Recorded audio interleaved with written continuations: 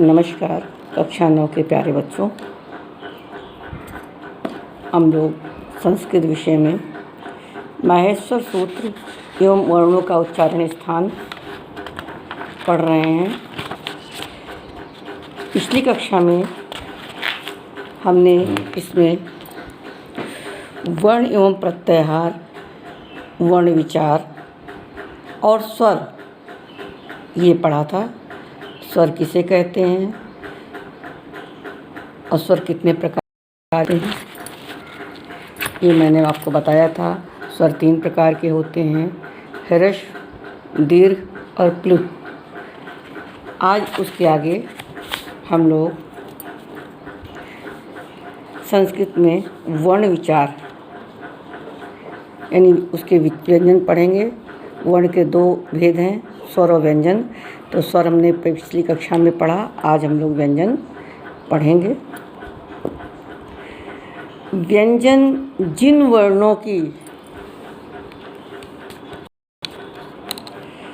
उच्चारण में स्वर की सहायता लेनी पड़ती है उसे हम लोग व्यंजन कहते हैं। व्यंजन 4 प्रकार के होते हैं, स्पर्श व्यंजन, उस व्यंजन और अंतस्थ व्यंजन और संयुक्त व्यंजन। सबसे पहले हमारा है स्पर्श व्यंजन।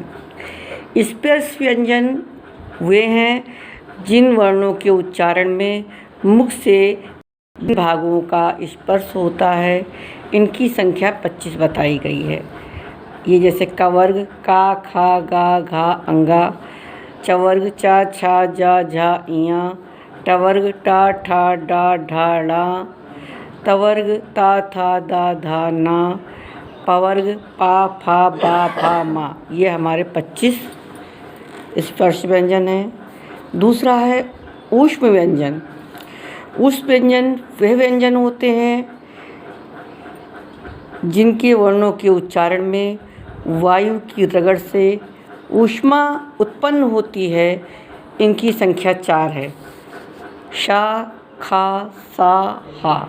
ये हमारे ऊष्म व्यंजन हैं। इसके बाद है अंतस्थ व्यंजन। अंतस्थ व्यंजन इनकी भी संख्या 4 है। ये हैं या, रा, ला, वा। अंतस्थ व्यंजन या, रा, ला, वा। इसके बाद हमारे संयुक्त व्यंजन आते हैं। संयुक्त व्यंजन 2 व्यंजनों के योग से बनने वाले वर्ण संयुक्त व्यंजन कहलाते हैं। जैसे का और शा मिलकर के छा बना है, छतरी वाला छा।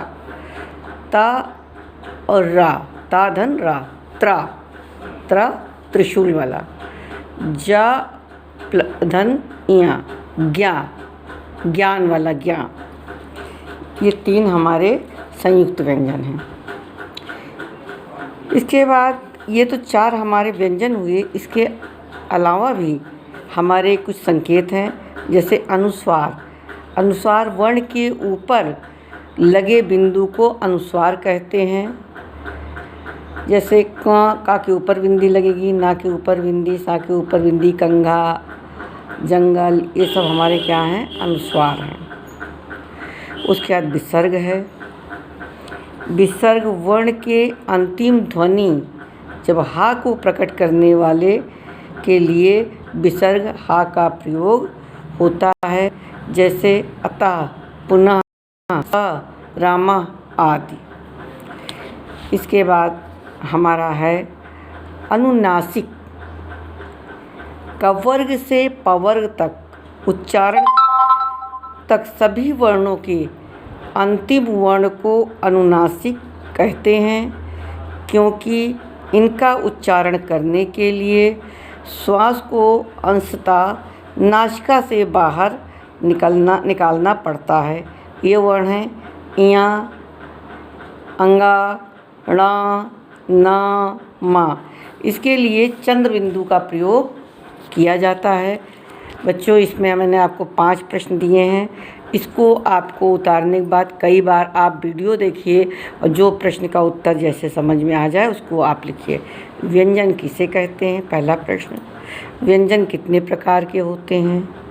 अनुस्वार किसे कहते हैं? स्पर्श व्यंजन की संख्या बताइए और उस व्यंजन कौन कौन से हैं? ये हमारा दिया हुआ है। धन्यवाद बच्चों, इसको आप कर लीजिएगा और हमें बताइएगा, इस प्रश्नों को ज़रूर करिए।